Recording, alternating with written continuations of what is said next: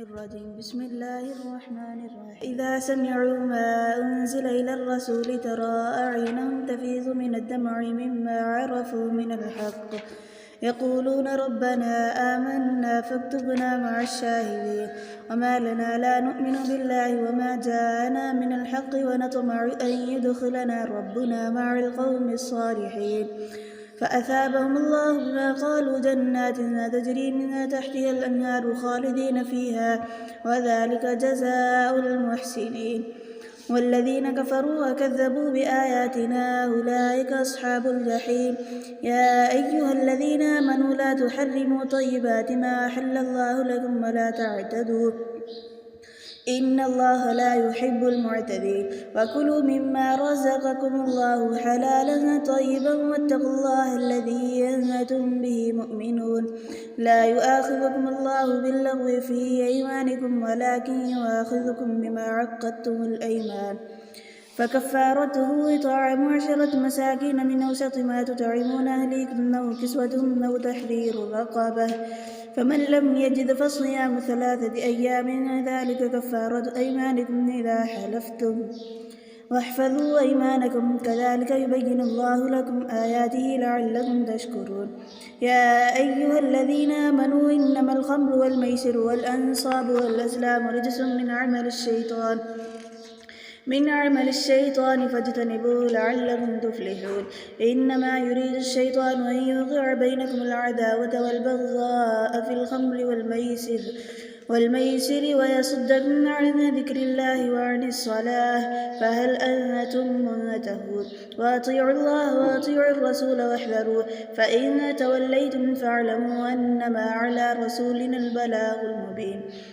ليس على الذين آمنوا وعملوا الصالحات جناح فيما طعموا إذا ما اتقوا وآمنوا وعملوا الصالحات ثم اتقوا وآمنوا ثم اتقوا وأحسنوا والله يحب المحسنين. يا أيها الذين آمنوا لا يبلونكم الله بشيء من الصيد تناله أيديكم ورماحكم ليعلم الله من يخافه بالغيب فمن اعتدى بعد ذلك فله عذاب أليم. يا أيها الذين آمنوا لا تقتلوا الصيد وأنتم حرم ومن قتله منكم متعمدا فجزاء مثل ما قتل من النعم يحكم به ذوى عدل منكم هديا بالغ الكعبة أو كفارة طعام مساكين وعدل ذلك صياما ليذوق وبال أمره عفى الله عما سلف ومن عاد فينتقم الله منه والله عزيز ذو انتقام. أحل لكم صيد البحر وطعامه متاعا لكم وللسيارة وحرم عليكم صيد البر ما دمتم حرما واتقوا الله الذي إليه تحشرون. جعل الله الكعبة البيت الحرام قياما للناس والشهر الحرام والهدي والقلائد ذلك لتعلموا أن الله يعلم ما في السماوات وما في الأرض وأن الله بكل شيء عليم. اعلموا أن الله شديد العقاب وأن الله غفور رحيم. ما على الرسول إلا البلاغ والله يعلم ما تبدون وما تكتمون. قل لا يستوي الخبيث والطيب ولو أعجبك كثرة الخبيث فاتقوا الله يا أولي الألباب لعلكم تفلحون. يا أيها الذين آمنوا لا تسألوا عن أشياء إن تبد لكم تسؤكم وإن تسألوا عنها حين ينزل القرآن تبد لكم عفى الله عنها والله غفور حليم. قد سألها قوم من قبلكم ثم أصبحوا بها كافرين. ما جعل الله من بحيرة ولا سائبة ولا وصيلة ولا حام ولكن الذين كفروا يفترون على الله الكذب وأكثرهم لا يعقلون. وإذا قيل لهم تعالوا إلى ما أنزل الله وإلى الرسول قالوا حسبنا ما وجدنا عليه آباءنا أولو كان آباؤهم لا يعلمون شيئا ولا يهتدون. يا أيها الذين آمنوا عليكم أنفسكم لا يضركم من ضل إذا اهتديتم إلى الله مرجعكم جميعا فينبئكم بما كنتم تعملون. يا أيها الذين آمنوا شهادة بينكم إذا حضر أحدكم الموت حين الوصية اثنان ذوى عدل منكم أو آخران من غيركم إن أنتم ضربتم في الأرض فأصابتكم مصيبة الموت تحبسونهما من بعد الصلاة فيقسمان بالله إن ارتبتم لا نشتري به ثمنا ولو كان ذا قربى ولا نكتم شهادة الله إنا إذا لمن الآثمين. فإن عثر على أنهما استحقا إثما فآخران يقومان مقامهما من الذين استحق عليهم الأوليان فيقسمان بالله لشهادتنا أحق من شهادتهما وما اعتدينا إنا إذا لمن الظالمين. ذلك أدنى أن يأتوا بالشهادة على وجهها أو يخافوا أن ترد أيمان بعد أيمانهم واتقوا الله واسمعوا والله لا يهدي القوم الفاسقين. يوم يجمع الله الرسل فيقول ماذا أجبتم قالوا لا علم لنا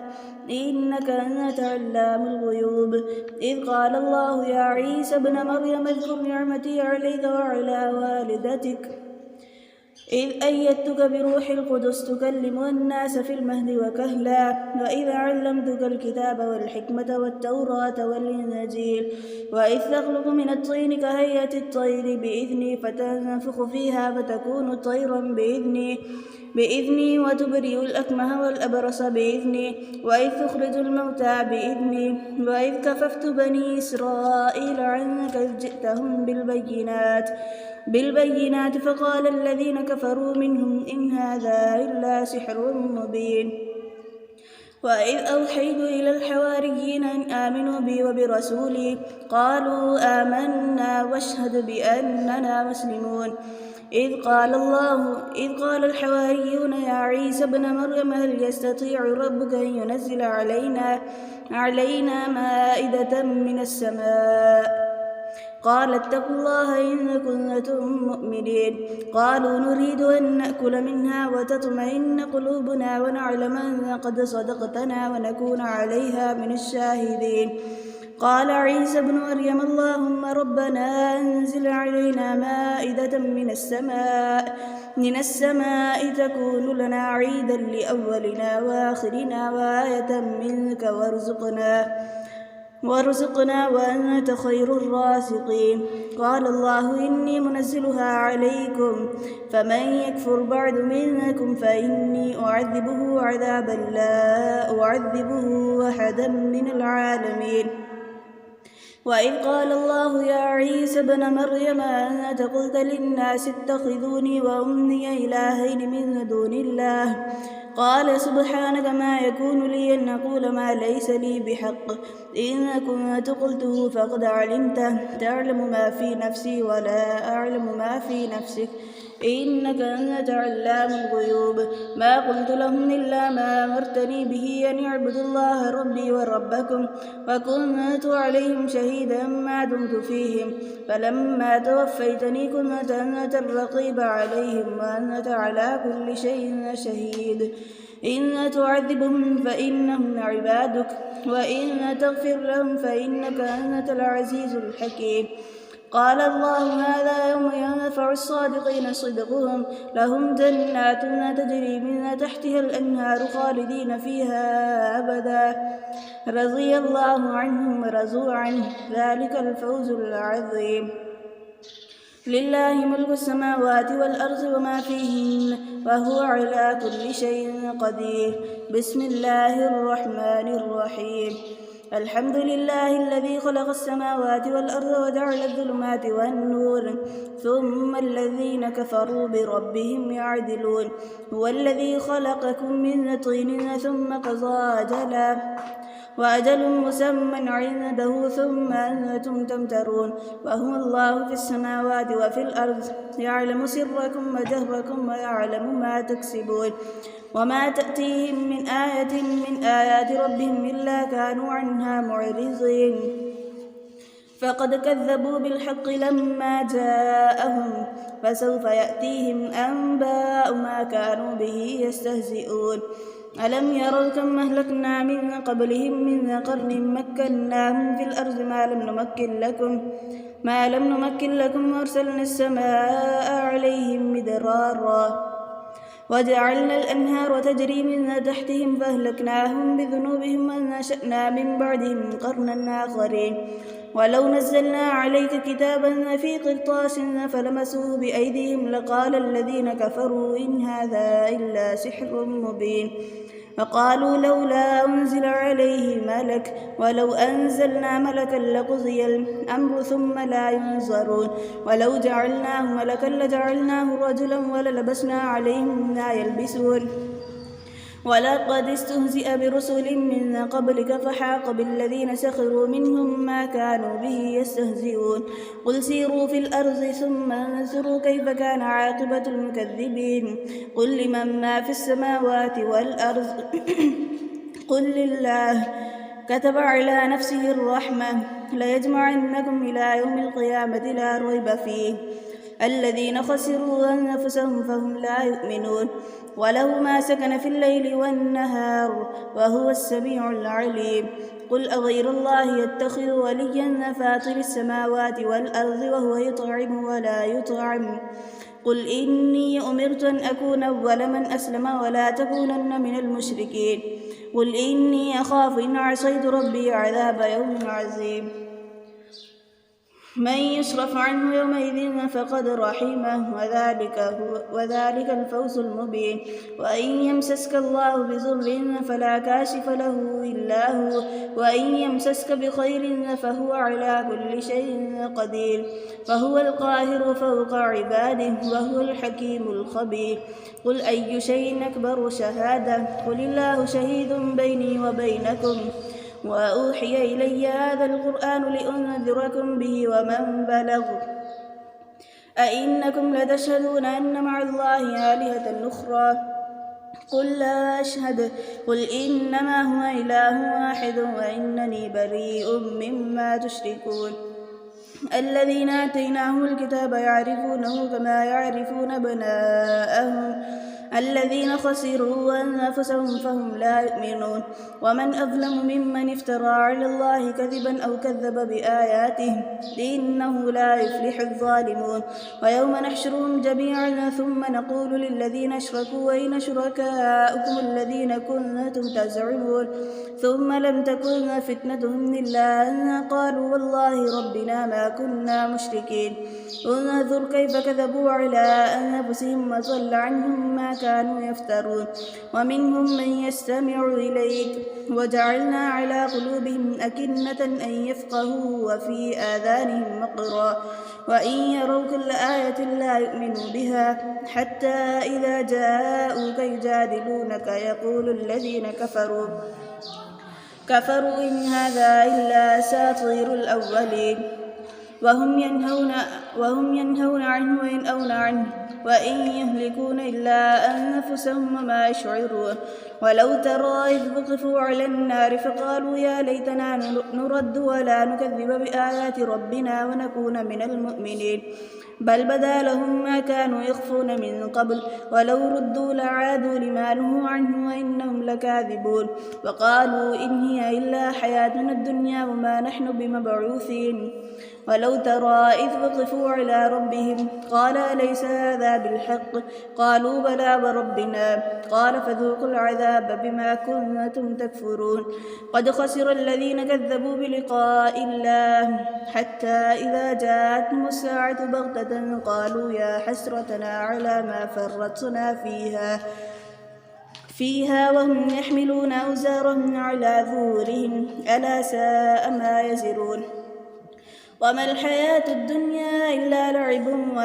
وللدار الآخرة خير للذين يتقون فلا تعقلون قد نعلم إنه ليحزنك الذي يقولون فإنهم لا يكذبونك ولكن الظالمين بآيات الله يجحدون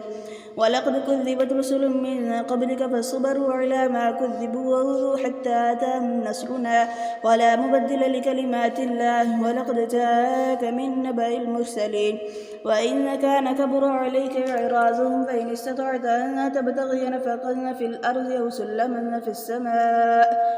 في السماء فتأتيهم بآية ولو شاء الله لجمعهم على الهدى فلا تكونن من الجاهلين إنما يستجيب الذين يسمعون والموتى يبعثهم الله ثم إليه يرجعون وقالوا لولا نزل عليه آية من ربه قل إن الله قادر على أن ينزل آية ولكن أكثرهم لا يعلمون وما من دابة في الأرض ولا طائر يطير بجناحيه إلا أمم أمثالكم ما فرطنا في الكتاب من شيء ثم إلى ربهم يحشرون والذين كذبوا بآياتنا صم وبكم في الظلمات من يشاء الله يضلل ومن يشاء يجعله على صراط مستقيم قل أرأيتكم إن أتاكم عذاب الله وأتتكم الساعة وغير الله تدعون إن كنتم صادقين بل إياه تدعون فيكشف ما تدعون إليه إن شاء وتنسون ما تشركون ولقد أرسلنا إلى أمم من قبلك فأخذناهم بالبأساء والضراء لعلهم يتضرعون فلولا إذ جاءهم بأسنا تضرعوا ولكن قست قلوبهم وزين لهم الشيطان ما كانوا يعملون فلما نسوا ما ذكروا به فتحنا عليهم أبواب كل شيء حتى إذا فرحوا بما أوتوا أخذناهم بغتة فإذا هم مبلسون فقطع دابر القوم الذين ظلموا والحمد لله رب العالمين قل أرأيتم إن أخذ الله سمعكم وبصاركم وختم على قلوبكم من إله غير الله يأتيكم به انظر كيف نصرف الآيات ثم هم يصرفون قل أرأيتكم إن أتاكم عذاب الله بغتة أو جهرة هل يهلك إلا القوم الظالمون وما نرسل المرسلين إلا مبشرين ومنذرين فمن آمن وأصلح فلا خوف عليهم ولا هم يحزنون والذين كذبوا بآياتنا يمسهم العذاب بما كانوا يفسقون قل لا أقول لكم عندي خزائن الله ولا أعلم الغيب ولا أقول لكم إني ملك إن أتبع إلا ما يوحى إلي قل هل يستوي الأعمى والبصير أفلا تتفكرون وأنذر به الذين يخافون أن يحشروا إلى ربهم ليس لهم من دونه ولي ولا شفيع لعلهم يتقون ولا تطرد الذين يدعون ربهم بالغداة والعشي يريدون وجهه ما عليك من حسابهم من شيء وما من حسابك عليهم من شيء فتطردهم فتكون من الظالمين وكذلك فتنا بعضهم ببعض ليقولوا أهؤلاء من الله عليهم من بيننا أليس الله يعلم بالشاكرين وإذا جاءك الذين يؤمنون بآياتنا فقل سلام عليكم كتب ربكم على نفسه الرحمة أنه من عمل منكم سوءا بجهالة ثم تاب من بعده وأصلح فأنه غفور رحيم وكذلك نفصل الآيات ولتستبين سبيل المجرمين قل إني نهيت أن أعبد الذين تدعون من دون الله قل لا أتبع أهواءكم قد ضللت إذا وما أنا من المهتدين قل إني على بينة من ربي وكذبتم به ما عندي ما تستعجلون به إن الحكم إلا لله يقص الحق وهو خير الفاصلين قل لو أن عندي ما تستعجلون به لقضي الأمر بيني وبينكم والله أعلم بالظالمين وعنده مفاتح الغيب لا يعلمها إلا هو ويعلم ما في البر والبحر وما تسقط من ورقة إلا يعلمها ولا حبة في ظلمات الأرض ولا رطب ولا يابس إلا في كتاب مبين وهو الذي يتوفاكم بالليل ويعلم ما جرحتم بالنهار ثم يبعثكم فيه ليقضى أجل مسمى ثم إليه مرجعكم ثم ينبئكم بما كنتم تعملون وهو القاهر فوق عباده ويرسل عليكم حفظا حتى إذا جاء أحدكم الموت توفته رسلنا وهم لا يفرطون ثم ردوا إلى الله مولاهم الحق ألا له الحكم وهو أسرع الحاسبين قل من ينجيكم من ظلمات البر والبحر تدعونه تضرعا وخفية لئن أنجانا من هذه لنكونن من الشاكرين قل الله ينجيكم منها ومن كل كرب ثم أنتم تشركون قل هو القادر على أن يبعث عليكم عذابا من فوقكم أو من تحت أرجلكم أو يلبسكم شيعا ويذيق بعضكم بأس بعض انظر كيف نصرف الآيات لعلهم يفقهون وكذب به قومك وهو الحق قل لست عليكم بوكيل لكل نبأ مستقر وسوف تعلمون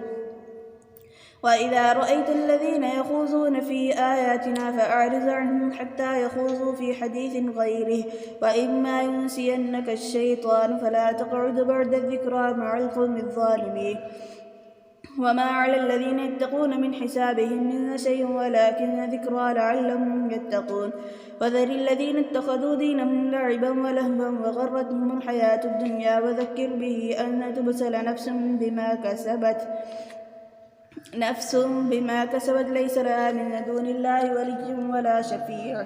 وإن تعدل كل عدل لا يؤخذ منها أولئك الذين أبسلوا بما كسبوا لهم شراب من حميم وعذاب أليم بما كانوا يكفرون قل أندعو من دون الله ما لا ينفعنا ولا يضرنا ونرد على أعقابنا بعد إذ هدانا الله كالذي استهوته الشياطين في الأرض حيران له أصحاب يدعونه إلى الهدى ائتنا قل إن هدى الله هو الهدى وأمرنا لنسلم لرب العالمين وأن أقيموا الصلاة واتقوه وهو الذي إليه تحشرون وهو الذي خلق السماوات والأرض بالحق ويوم يقول كن فيكون قوله الحق وله الملك يوم ينفخ في الصور عالم الغيب والشهادة وهو الحكيم الخبير وإذ قال إبراهيم لأبيه آزر أتتخذ أصناما آلهة إني أراك وقومك في ضلال مبين وكذلك نري إبراهيم ملكوت السماوات والأرض وليكون من الموقنين فلما جن عليه الليل رأى كوكبا قال هذا ربي فلما أفل قال لا أحب الآفلين فلما رأى القمر بازغا قال هذا ربي فلما أفل قال لئن لم يهدني ربي لأكونن من القوم الضالين فلما رأى الشمس بازغة قال هذا ربي هذا أكبر فلما فلت قال يا قوم إني بريء مما تشركون إني وجهت وجهي للذي فطر السماوات والأرض حنيفا وما أنا من المشركين وحاجه قومه قال تحاجوني في الله وقد هدان ولا أخاف ما تشركون به إلا أن يشاء ربي شيئا وسع ربي كل شيء علما أفلا تتذكرون وكيف أخاف ما أشركتم ولا تخافون أنكم أشركتم بالله ما لم ينزل به عليكم سلطانا فأي الفريقين أحق بالأمن إن كنتم تعلمون الذين آمنوا ولم يلبسوا إيمانهم بظلم أولئك لهم الأمن وهم مهتدون وتلك حجتنا آتيناها إبراهيم على قومه نرفع درجات من نشاء إن ربك حكيم عليم ووهبنا له إسحاق ويعقوب كلا هدينا ونوحا هدينا من قبل ومن ذريته داود وسليمان وأيوب ويوسف وموسى وهارون وكذلك نجزي المحسنين وزكريا ويحيى وعيسى وإلياس كل من الصالحين وإسماعيل واليسع ويونس ولوطا وكلا فضلنا على العالمين ومن آبائهم وذرياتهم وإخوانهم واجتبيناهم وهديناهم إلى صراط مستقيم ذلك هدى الله يهدي به من يشاء من عباده ولو أشركوا لحبط عنهم ما كانوا يعملون أولئك الذين آتيناهم الكتاب والحكم والنبوة فإن يكفر بها هؤلاء فقد وكلنا بها قوما ليسوا بها بكافرين. أولئك الذين هدى الله فبهداه مقتده. قل لا أسألكم عليه أجرا إن هو إلا ذكرى للعالمين. وما قدر الله حق قدره إذ قالوا ما أنزل الله على بشر من شيء. قل من أنزل الكتاب الذي جاء به موسى نورا وهدى للناس تجعلونه قراطيس تبدونها وتخفون كثيرا وعلمتم ما لم تعلموا أنتم ولا آباؤكم قل الله ثم ذرهم في خوضهم يلعبون. وهذا كتاب أنزلناه مبارك مصدق الذي بين يديه ولتنذر أم القرى ومن حولها والذين يؤمنون بالآخرة يؤمنون به وهم على صلاتهم يحافظون. ومن أظلم ممن افترى على الله كذبا أو قال أوحي إلي ولم يوحى إليه شيء ومن قال سأنزل مثل ما أنزل الله. ولو ترى إذ الظالمون في غمرات الموت والملائكة باسطوا أيديهم أخرجوا أنفسكم اليوم تجزون عذاب الهون بما كنتم تقولون على الله غير الحق وكنتم عن آياته تستكبرون. ولقد جئتمونا فرادا كما خلقناكم أول مرة وتركتم ما خولناكم وراء ظهوركم وما نرى معكم شفعاءكم الذين زعمتم أنهم فيكم شركاء لقد تقطع بينكم وضل عنكم ما كنتم تزعمون. إن الله فالق الحب والنوى يخرج الحي من الميت ومخرج الميت من الحي ذلكم الله فأنى تؤفكون. فالق الإصباح وجعل الليل سكنا والشمس والقمر حسبانا ذلك تقدير العزيز العليم. وهو الذي جعل لكم النجوم لتهتدوا بها في ظلمات البر والبحر قد فصلنا الآيات لقوم يعلمون. وهو الذي أنشأكم من نفس واحدة فمستقر ومستودع قد فصلنا الآيات لقوم يفقهون. وهو الذي أنزل من السماء ماء فأخرجنا به نبات كل شيء فأخرجنا منه خضرا نخرج منه حبا متراكبا ومن النخل من طلعها قنوان دانية وجنات من أعناب والزيتون والرمان مشتبها وغير متشابه انظروا إلى ثمره إذا أثمر وينعه إن في ذلكم لآيات لقوم يؤمنون. وجعلوا لله شركاء الجن وخلقهم وخرقوا له بنين وبنات بغير علم سبحانه وتعالى عما يصفون. بديع السماوات والأرض أنى يكون له ولد ولم تكن له صاحبة وخلق كل شيء وهو بكل شيء عليم. ذلكم الله ربكم